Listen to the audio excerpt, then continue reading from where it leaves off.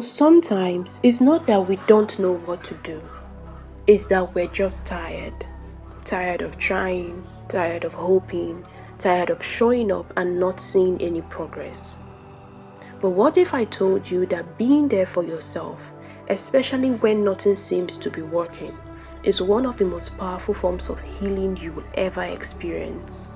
Because anyone can show up when life looks good, but it takes something deeper, something sacred to keep showing up when you don't feel ready. And that's what today's conversation is about.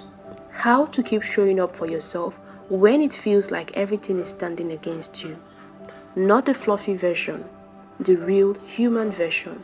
The one where you're struggling, doubting, maybe even falling apart inside, but you still decide to be there for you. I'm not sharing this because it sounds nice. I'm sharing this because I've lived it.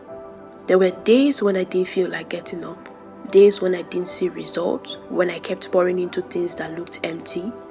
And honestly, there are still moments like that. But I've learned something.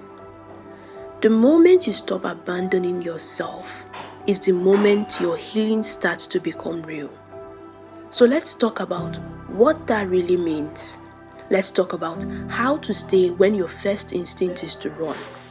How to rebuild trust with yourself even after you've let yourself down 100 times. Because this is what being there for yourself actually looks like. In practice, not theory. First, let's redefine what being there for yourself even means. Most people think it's just about self-care.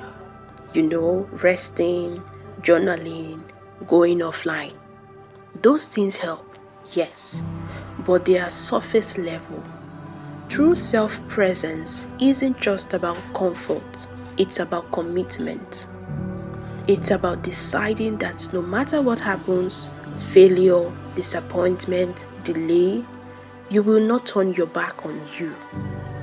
That's what it means to be there for yourself. To stand beside your own mess and say, I'm not leaving.